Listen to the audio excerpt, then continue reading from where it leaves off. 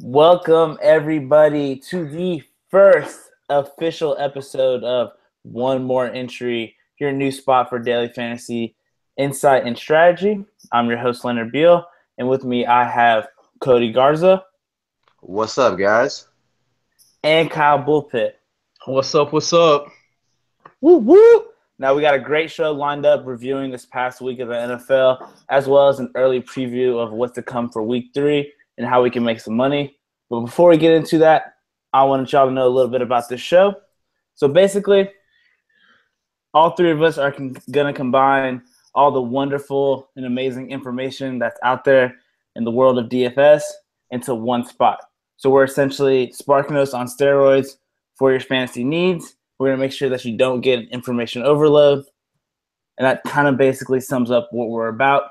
Now, before we also get into this week in review, last week we did a kind of mock episode where we did this little contest where basically we drafted QB, running back, wide receiver, and we played for a little prize of, I think it was tequila. Yes, sir. It was. Ooh, yeah. So we like to call it our tequila tournament. We're going to do a little bit something like this on every episode. Every Saturday episode. We actually do 2 episodes a week, like today, and then we'll drop one on Saturday. So we did this little tournament, and the winner is going to get this tequila bottle, and let's go through everyone's lineups. Who did I have? Let's see. I had that boy Tom. I think y'all know how good he did. Best quarterback in the draft. Best quarterback last week. And then I also had Le'Veon Bell and Tyreek Hill. Who'd you have again, Cody? I was pretty heavy on Phillip Rivers, Marshawn Lynch, Montgomery, Allen. For some reason, Cooks and Larry Fitzgerald, who just did terrible. No, I know you had all them, but who'd you have in our little contest for that tequila bottle? Oh, I had Aaron Rodgers, Zeke, and Keenan Allen. Okay. Who'd you have, Kyle? Yeah. And for me, I had the stack of Matt Ryan and Julio Jones, and to top that off, I had Melvin Gordon at running back. Ooh, okay. So let's do a little quick math here. Calculate some things. What'd you have, Cody? What was your final score? I had not as much as you, so we don't need to go much further into that. And what'd you have, Kyle? I also had just slightly less than you, just by a point. Okay, good. I just wanted to hear y'all say that. We already talked about this. They already know what tequila get me. That Don Julio. I don't even want no limes or no salt. I'm gonna just take that shit straight to the head. I'm not saying you're the winner. I'm just saying I had less points than you. That if both y'all had less points than me, I'm for sure winning. My liver may not be winning, but my ego is. All right, now that we got that little contest out the way, let's go straight into the week 1 review. Cody, I know I had stopped you, but I want you to keep going on your rant right quick of how your lineups went. So basically, I lived and I died by Larry Fitzgerald and Phillip Rivers, who just didn't really cut it. He didn't struggle, but he didn't throw the touchdowns that I wanted him to throw. So that really sucked. Brandon Cooks is going to be the crux of my existence this whole season. He should have had a huge game, but he only got, I think 37 yards off 2 receptions versus the Saints. And the only receivers were him, Dorsett, and Chris Hogan. So I don't know what the problem was. I heard it was the cornerback. He was just locking it. He just locked him up. He put the handcuffs on Cooks the whole night. So between them two and my flex only got me 4 points, which was Taylor Gabriel. I don't know what I was thinking putting him in the cash lineup. That was probably the last minute decision. He was in the cash lineup, man. I just thought he'd get that one bomb and that would be good, and I could save some money, but didn't work out. I thought the game would go a lot different. Gabriel would have been a good pick if the Packers didn't have, 6 3-and-outs in a row to end the first half. Like, had they been competitive, Gabriel could have had a chance. So I also didn't hear anybody talk about Devontae Freeman putting up 2 TDs in a game against the Packers. Right. Everybody expected this game to be played through the air. Nobody expected him to score 2 TDs himself. So I think that hurts you as well on that play. Yeah, it was all just all around bad. But we live for one more entry, so it's a new week. Brother. Amen. How about you, Kyle? How'd it go for you? I mean, I didn't have as bad of a week. I'm not saying thanks. Thanks for that. I'm also not saying I had a great week, or maybe not a week like you did, Leo. But my biggest letdown was I played Tyreek Hill in 85% of my lineups, and everybody saw what he did. He put up 8.9 points. Every week you're looking for that big bomb 50-yard TD, and he just didn't have it. He didn't have it this week. He scored less than 10 points, and that really hurt me, especially with me playing him in 85% of my lineups. That was cash and GPP. Oof. Another big letdown for me was I think I spread my QBs out too far. I played 10 different QBs instead of just picking the 3 or 4 that were my favorite and sticking with those guys and then doing variations on the other positions with those QBs. I just left too much up to chance. I had too many variables moving at different times instead of just sticking with like a core set and then just changing up the flex, the receiver 2, the receiver 3, and things like that. But overall, my biggest letdown was Hill, and I think this was everybody in the DFS world's biggest letdown. Was I had some good exposure to Ezekiel Elliott, and I think everybody saw him put up 8 or 9 rushing yards this week with maybe 1 reception.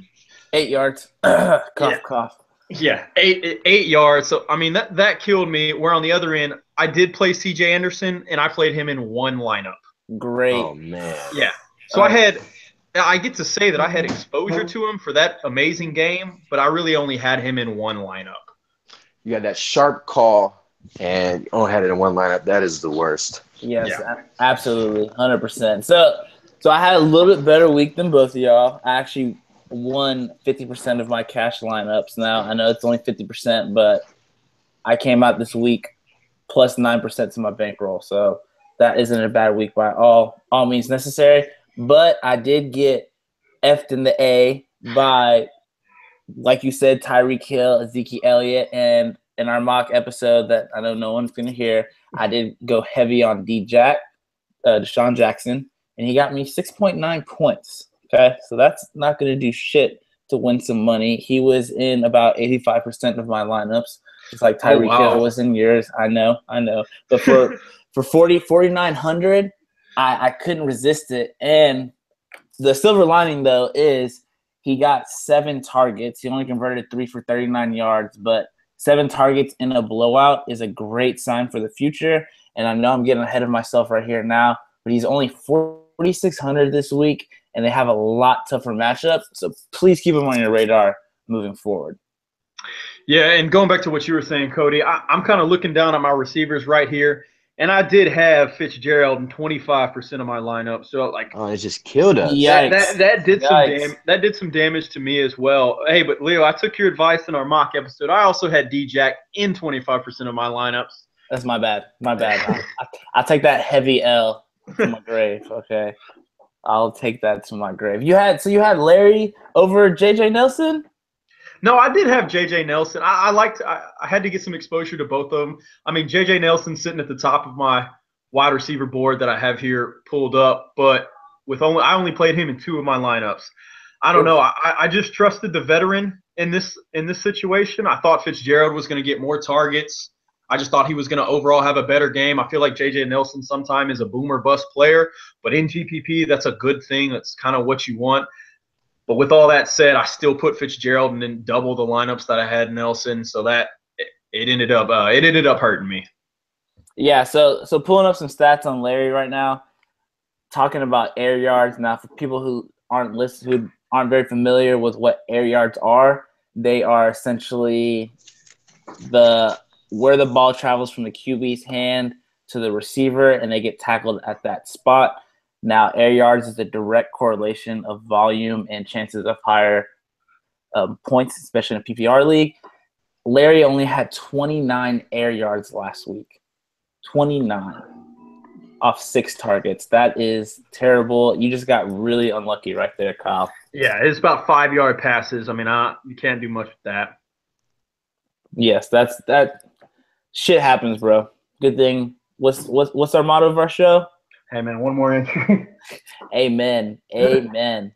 Now speaking of great people like JJ Nelson, there were a lot of studs this week. A lot of people that produced and unfamiliar situations.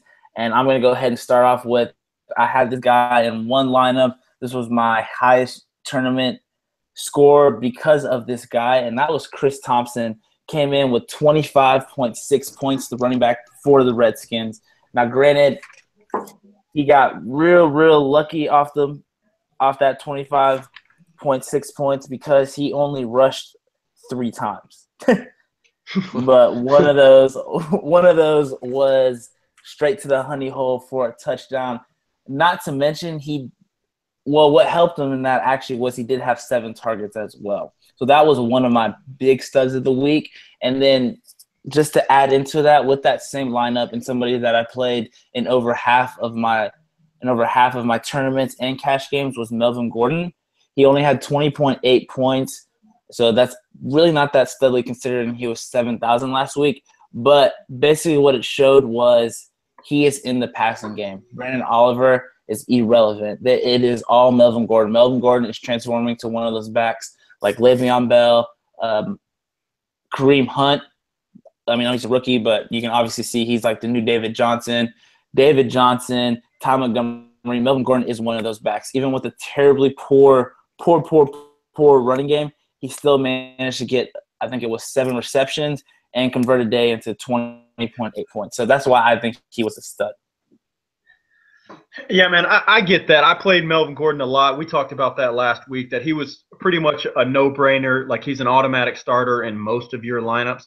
One of my biggest studs of this week, though, is also a running back. I mean, I know a lot of people probably watched that Dallas and Denver game, and I only put this guy in one of my lineups. I hit on him earlier, but C.J. Anderson, I mean, that dude is a workhorse. I mean, there's no other way to put it. I know Booker is back next week, but this dude is the clear-cut starter. This dude is the clear workhorse. And, I mean, last week he put up 33.4 points. That easily was my biggest boom of the week. That was also the reason my highest lineup, that was the reason for it, was the C.J. Anderson play. Man, the only thing I really regret was there was a few other opportunities. I could have easily played him, but I just opted to go with somebody else. And if I would have had him in more lineups, I easily would have cashed in plenty more lineups.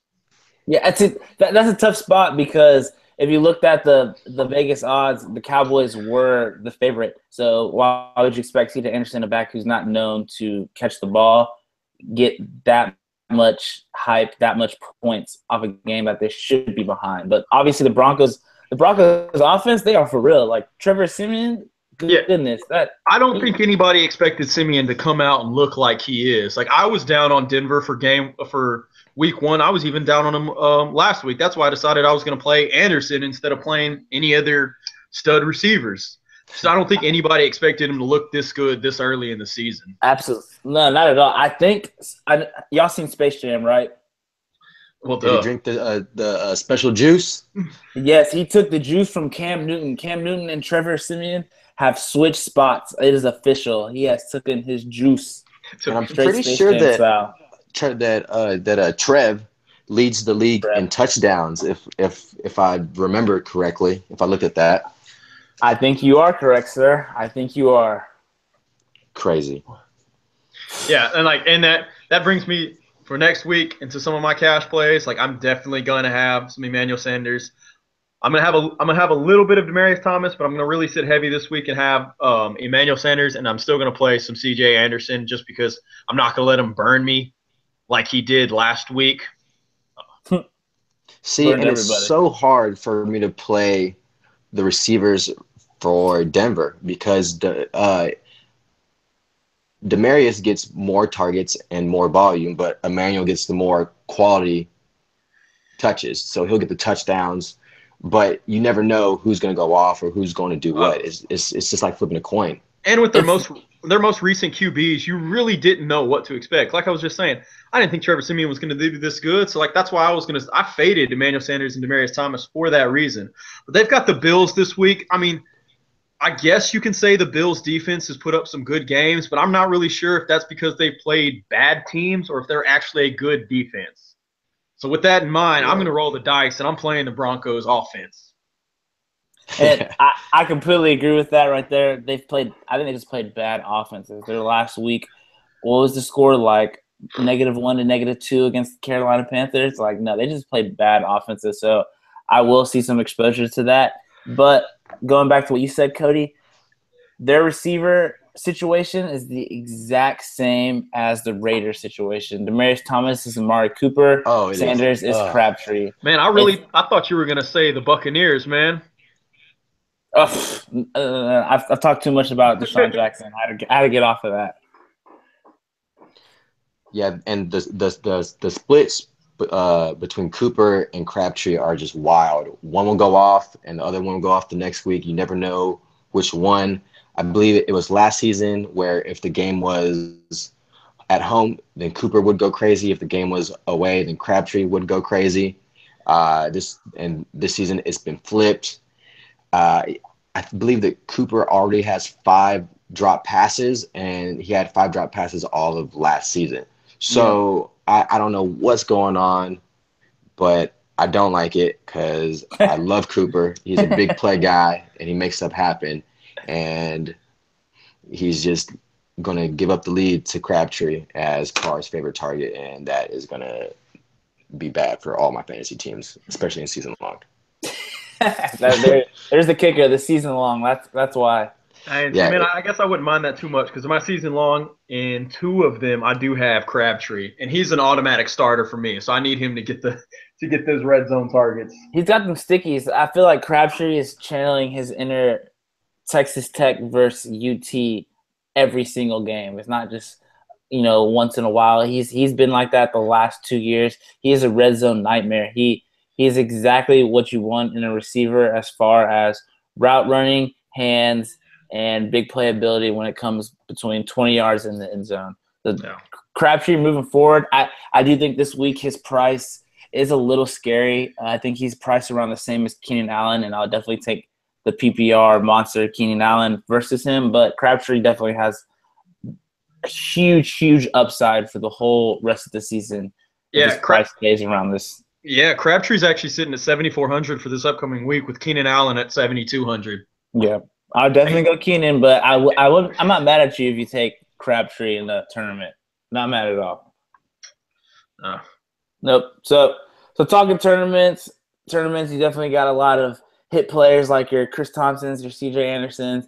We definitely got a lot of dud players. Like, for me, Le'Veon Bell. Oh, boy. This man, granted, he did win me a tequila bottle, which I need to get from y'all real soon. No, Tom Brady won you that tequila bottle. Hey, Bell is a team sport. Team sport, okay? Le'Veon Bell finished the day off with 13 points. Terrible towels, terrible performance. What the fuck, Nick Shovel? Y'all don't know who that is. He'll get it. The shove. Fuck Shovel, exactly. Anyways, only silver lining I can see in this is Le'Veon Bell got 31 touches. He only got 13 points off of it, but 31 touches moving forward is an amazing stat line to pay attention. His price did drop down to 8,800, so I do think he is in play this week in cash games as well as tournaments. A lot of people will be off of him because he only did produce 13 points off of 27 carries and 4 catches. But, I mean, he messed up for me last week, but at the same time, like, he is definitely going to be in a good 50% of my lineups this week. He's hard not to play with his upside. I mean, because at one of these weeks he's going to break out. He's going to have 2-3 TDs running and receiving, and you just don't want to not be a part of that. Yep, absolutely. And I actually feel like this week in tournaments he might be a little bit heavier owned because everyone knows that his price is down, that he can get the rushing and the receiving, and I mean, it's only a matter of time before he goes off. So at a decreased price, I think he's going to be kind of heavy owned. So I'm going to have a little bit of exposure to him, but probably not as much as most people will. I agree with that. He will be slightly heavy owned, but most of the people that play DraftKings, FanDuel, Yahoo Draft, that new game Draft Fantasy, whatever, they don't pay attention to what we're putting out, what the professionals are putting out as far as podcasts and articles. They just kind of look at a player's name. Like, you have a lot of people that just draft off their favorite teams. Like, or they draft is who's playing against Cleveland, who's playing against the Jets, right, and then that's what I'm taking. Right, exactly. So I do see maybe in the Millie Maker, Le'Veon Bell being anywhere from 18 to 28% owned. But as far as your lesser tournaments, I think a lot of more people are going to be on Kareem Hunt or Jay Ajayi. Yep. Or even Ty Montgomery. Like, I'm going to be heavy on Ty. I think he's the best cash play for the second week in a row, even at 6,900. But and you're still saving a lot of money going fading Le'Veon and going with some of these other guys. So I do think he's going to be. I agree with you. He's going to be lesser owned in some of the smaller GPP setups. Absolutely. And my other dud, we've been talking about it all day. Good old Deshaun Jackson. We already know he got him 6.9 points, 3 catches, 39 yards. He caught under 50% of his catches. But he is $300 cheaper going against the Vikings, and he will be against Trey Waynes. Now, Trey Waynes was a first-round draft pick, but he got wrecked on by Ted Ginn Jr. when they played week 1. Ted Ginn just has 0 hands. Like, I think my little Yorkie mini, 7 pounds, could catch better than Ted Ginn Jr.'s. So I think Deshaun Jackson's in a huge chance to be a value play, as well as basically give a middle finger to everybody that tried to fade him this week. But he was a dud last week, and I gotta own up to me fucking up everybody's lineup and making money. So my bad, guys.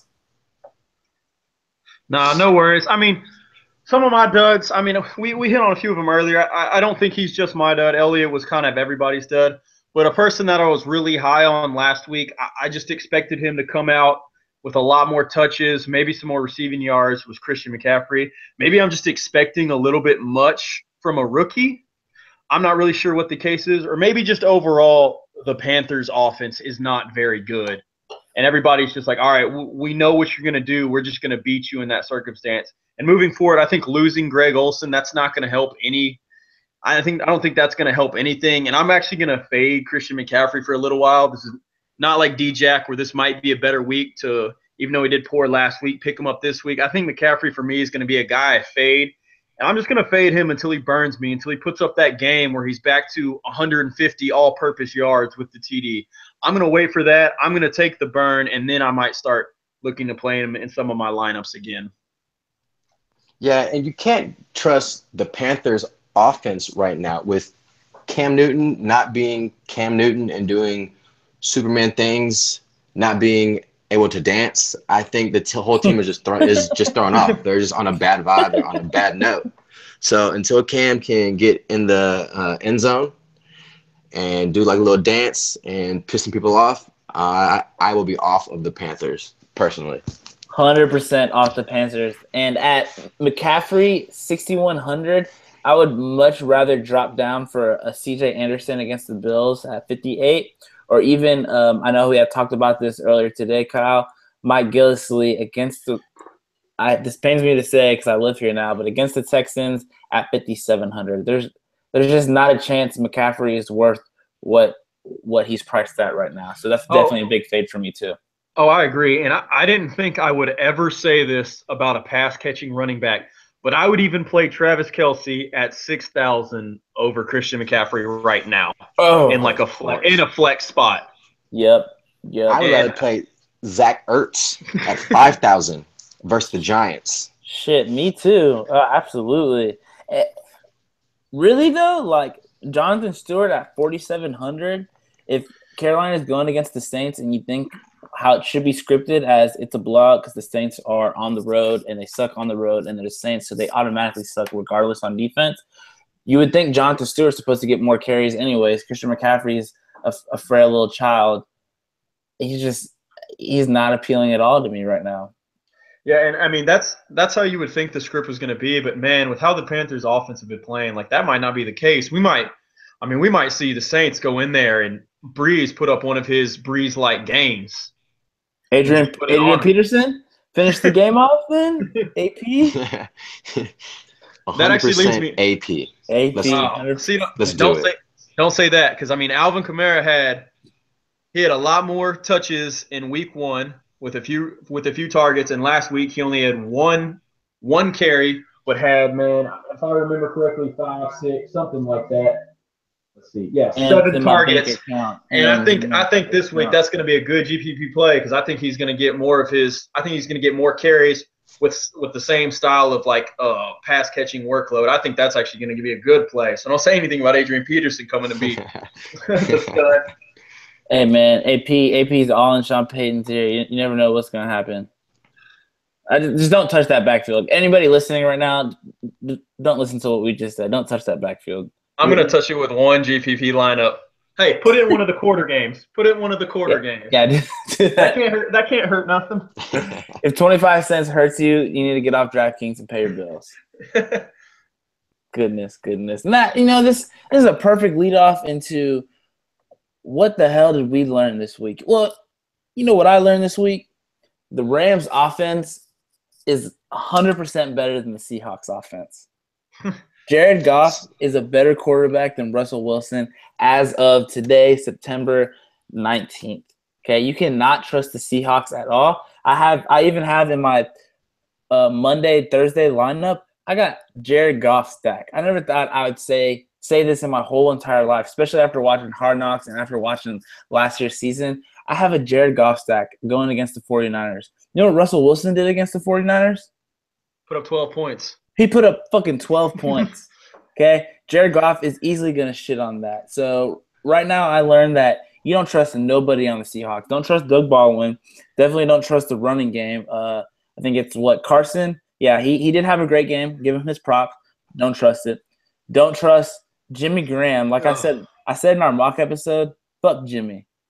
I think every week I'm going to push people away from playing Jimmy Graham. He's going to have to come in and have about 5 games straight of 100-plus yards before I say maybe start playing Jimmy Graham again. Jimmy Graham is a Ryan Fitzpatrick of tight ends. I'm gonna say that. Like you want him to do real well because he'll drop, like 20 DK points on you, and then he sucks for 2 years, and then he'll come back up.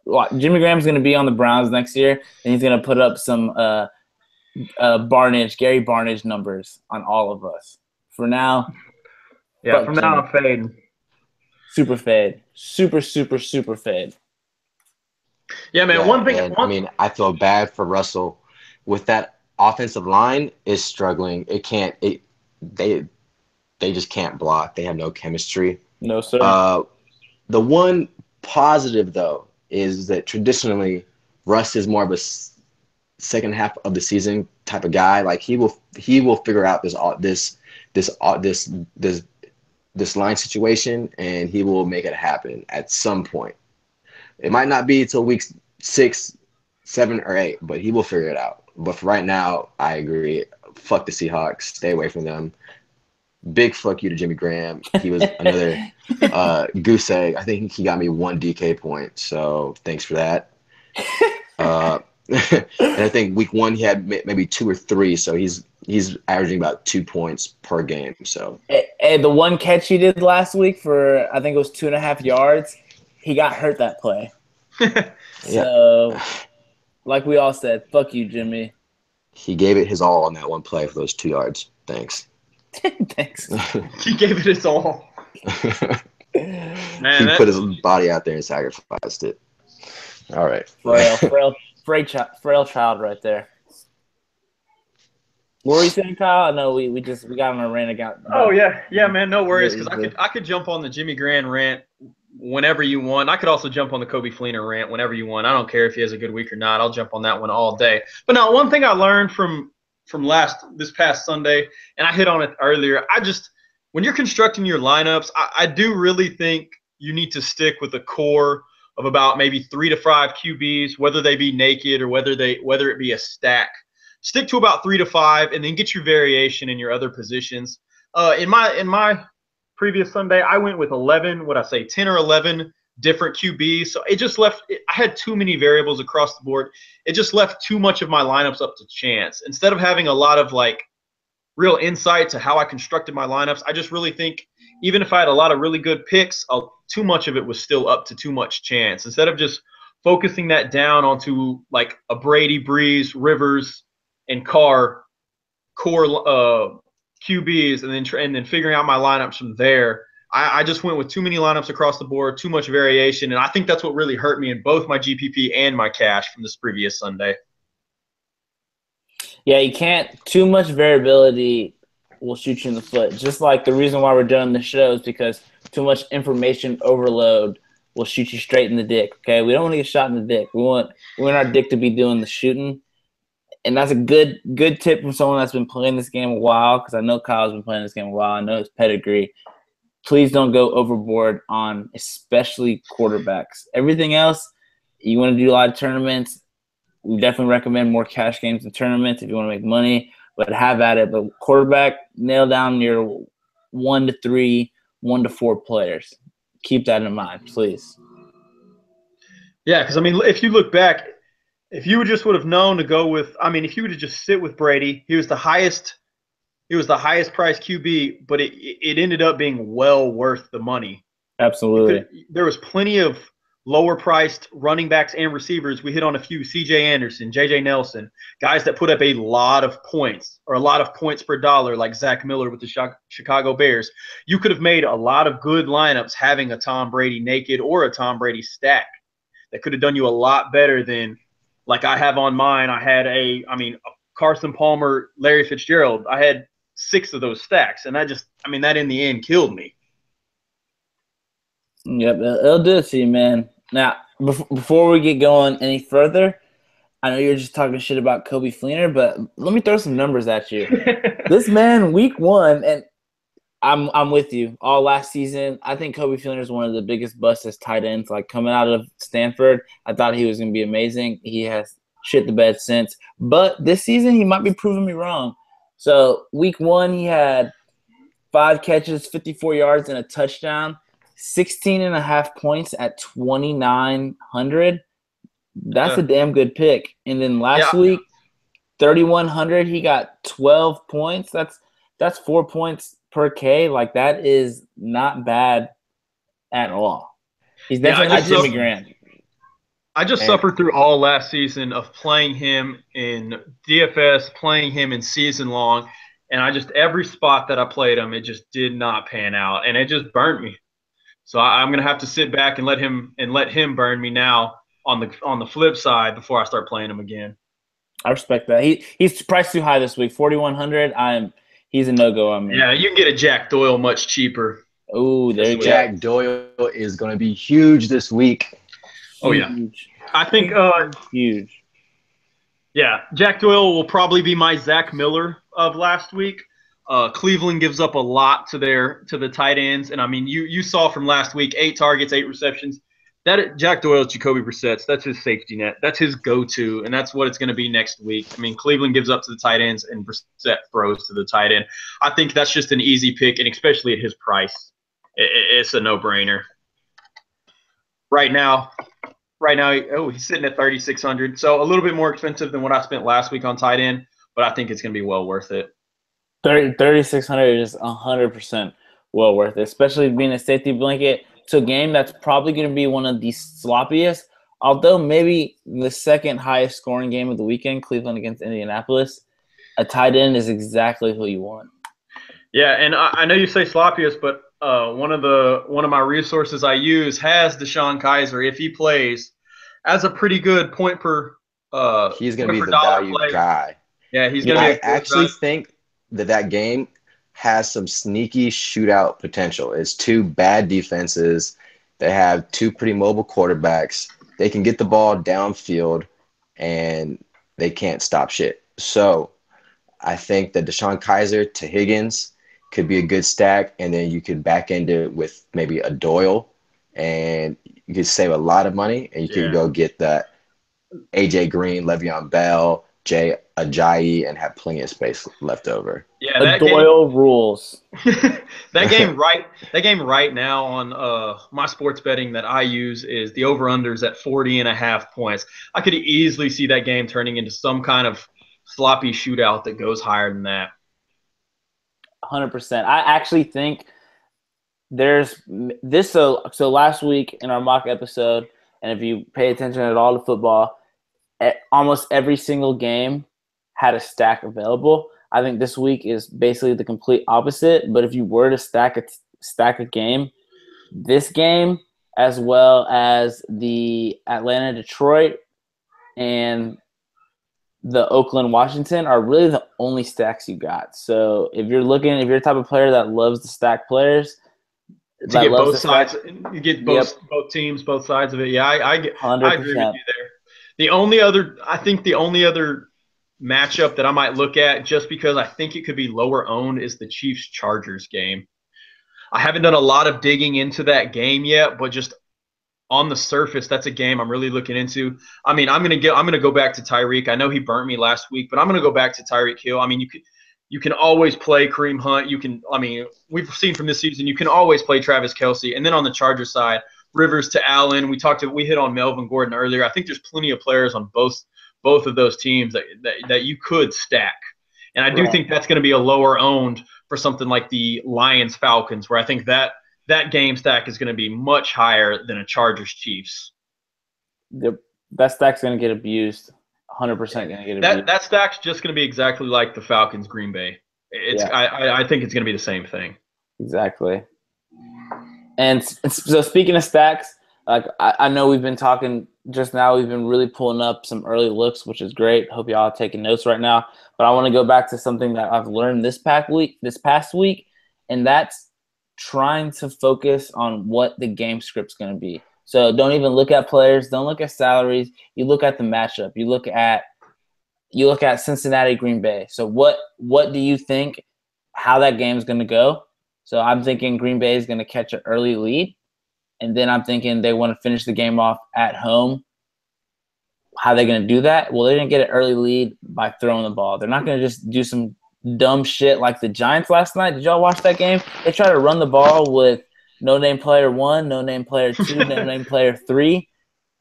First and second down. That's some third-grade shit on Madden. Like, let me run the ball first down. Let me run the ball second down. Okay, obviously it's a pass on third down.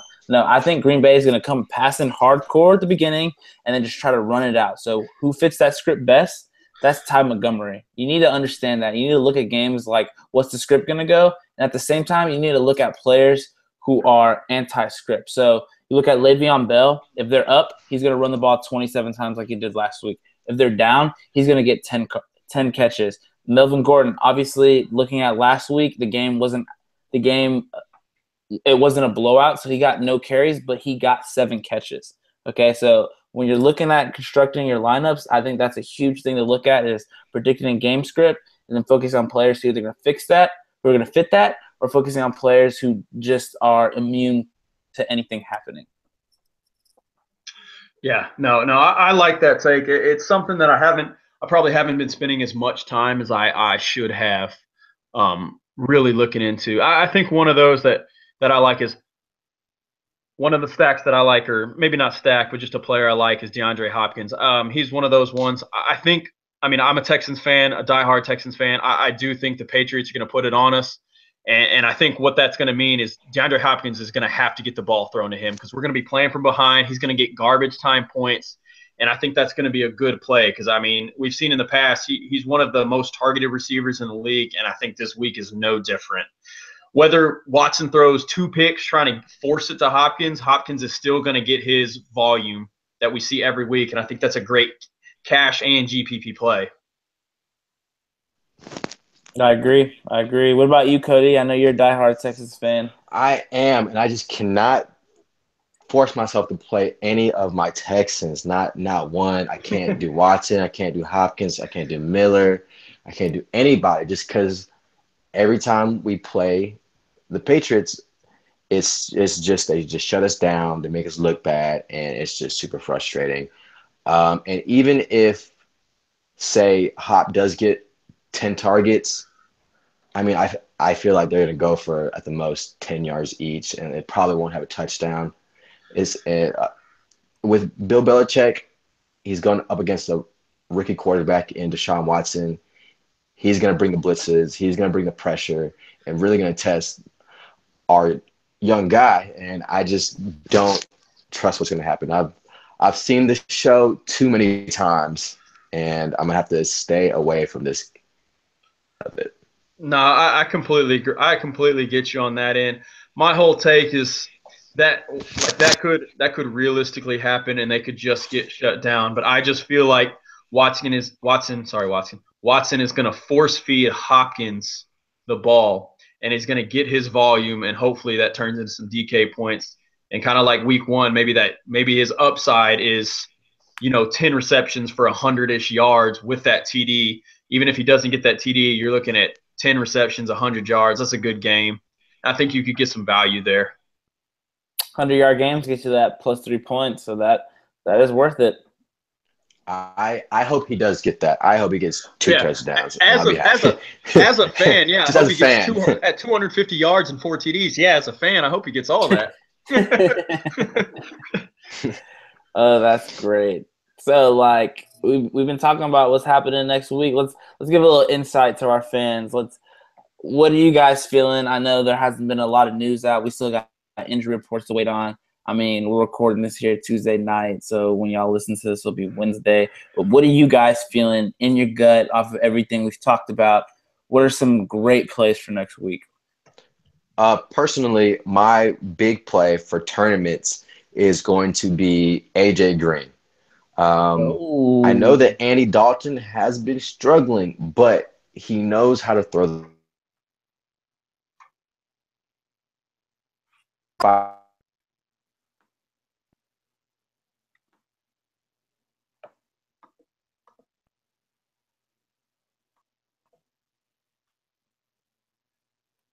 You still there, buddy? Me? I think we lost a trooper. Oh, I just started hearing some cutting out. I didn't know what was happening. I didn't know what was going on right there. All right, okay. Well, he'll get back on here in just a second. So, Kyle, just kind of take off with him. I think you were talking about Adrian Green earlier today. So, what's your feel on him? Say again, who we looking at? Talking about AJ Green here. I think AJ Green could be a good play. I mean, I think we all know that Andy Dalton has looked really poor so far in the first 2 weeks, but it's a similar circumstance, I think, to the DeAndre Hopkins things. I think they're going to force feed AJ Green the ball, and the Packers don't have a very good secondary. So, I mean, I think AJ Green's another guy you're looking at could be 10 targets, could be even more, and AJ Green has that TD potential to have some great upside there. I mean, Andy Dalton might throw another 3 picks, but in the mix of that, he could hit AJ Green for, say, 10 targets and 100 yards with a possibility of a TD. Because you're not really – honestly, I don't really care how Andy Dalton does. I care how AJ Green does. So that's the player I'm looking to play. And I'm not looking to stack. I'm just looking to play AJ Green. Bingo. Cody, I think you're back with us. Did you listen to what Kyle just said? I have no idea how I got disconnected, but I heard him say AJ Green, not stacking, and I agree. I don't even know where I got cut off. I was on a rant, and I looked down, and I was lost. So I was lost. That's what happens in a rant, man. Sometimes you just get lost. I hope you find your way out.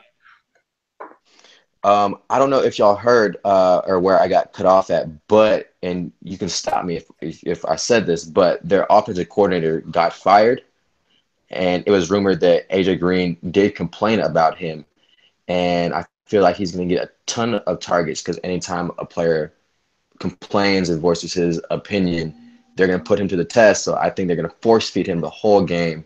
And him versus the Packers' bad pass defense, I think it's just a recipe for a huge game. I will have a good amount of exposure to him in my GPPs for sure. So tournament, not cash, or are you guys feeling both? GPP for me, man. I'd go GPP. Cash is kind of scary, especially with the expensive player like AJ Green, with Andy Dalton having struggled. His floor is really low. That's an issue for me playing AJ Green and cash, is that Andy Right. Dalton's floor it can be slammed to the ground. Yep. Yeah, I totally agree. 100% agree. I'd rather play a cheaper DeAndre Hopkins than play a little bit more expensive AJ Green for that point in cash. Just because of that floor right there? Yeah, I just think his floor is much lower. Even doesn't matter who they're playing. They're both playing not the best defenses. I just think Andy Dalton, he's proved to us his floor is a little bit lower. I agree with that. Completely agree with that. So I think somebody with a floor that we kind of already seen, and this is going to be quarterback. This is going to be somebody that I am going to play in a lot of tournament as well as cash. Kirk Cousins. This man is poised for a breakout game. Now, taking away every stat besides one, just looking at a QBR rating of 97.6 last week against the Rams defense, who is actually legit. I know we're saying this, but the Rams are better than the Seahawks right now, okay? But 97.6 passer rating and going up against the Raiders, whose defense is below the 20 teams as far as passing goes. I think Kirk Cousins at 6,100 is in a huge spot to do some Kirky things and throw for 300 yards, 3 touchdowns, probably an interception, but I think he's well worth it at 6,100. So that's someone that I'm looking super, super heavy into this week.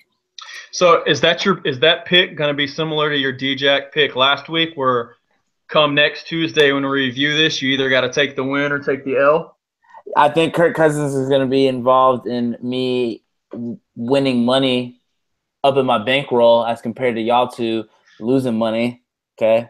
No, so what I'm saying right now is because of that note, I'm going to throw him in a lineup, so we'll see. All right, yeah, throw him in. All right. I actually think that Kirk will have a good game. I Thank think you. that game is projected like 54 or 55 points. So it's going to be a shootout. Carr is going to air it out, and Kirk is going to have no option but to throw. And we've seen in the past, Kirk can throw it, and he can air that thing out. And I'm actually still hoping that Terrell Pryor and him will get on the same page. They'll figure it out, and they will do big things because Pryor is such a good athlete, good receiver, but they just have not been on the same page. So I think this is going to be the week, but I'll probably say that every week until it happens because I'm not going to get burned. I've had him for 2 weeks. I'm going to have him for one more week and just hope he comes through. I can't give up, and I think it'll be this week. Is he in your season long? Is Terrell Pryor in your season long by any chance? No, he's not. I just think he's gonna ball out for 3 touchdowns and 150 yards one game, and I'm gonna miss out. This is a man boner right now. Okay, I agree with you on it, but no, and you're right. That game is actually the highest over/under game as of right now of the week at 54.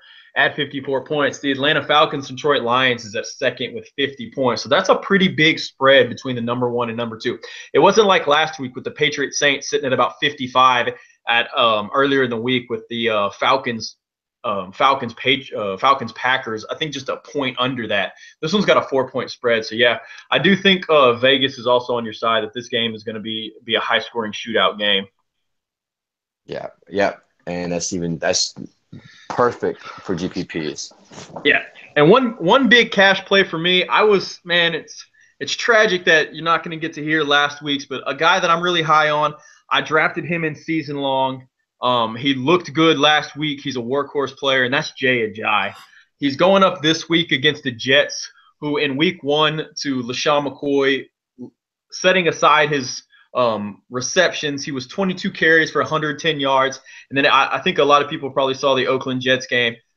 Plenty of Oakland players were able to run all over that team. So I think the Dolphins are going to be no different. Jake Cutler didn't look terrible. I think going back to your point, Leo, the game script of this game is going to be for Jake Cutler to put up some points, for Jay Ajayi to get his carries, and then at some point to just run the clock down. And Jay Ajayi is one of those workhorse backs. He's going to be in the game till the end, and I think he's going to get his this week. I'm honestly looking at an upside of last week. Last week he had 120, 125 yards. I think he's going to have more than that this week, and I'm just hoping he can punch one into the end zone. Yeah, he didn't have a touchdown last week, and he still produced 17.6 DK points. So I'm with you on that. He's going to definitely be a huge cash game player as well as a couple tournaments. Yeah, definitely one of my bigger cash games, and it's good that I get to root for him for DFS, and I get to root for him for my season-long leagues because that doesn't always happen. It's a tough road. I mean, you always got to root DraftKings over season long. I'm sorry. Oh yeah, that's where the money's at. Bingo. Yep. Bingo. Yeah. Anybody else got some early looks they want to talk about? I've got one more early look. None of us have really. I think it's why we haven't talked about it because it's hard to bring these up early in the week. But I've got a stack that I like. This is for everybody out there. This is going to be an expensive stack, so you're really going to have to find some value at cheaper prices. But Leo, you hit on it earlier. This guy was a stud last week. I think the game script is fitting for him this week, and that's an Aaron Rodgers, Ty Montgomery stack.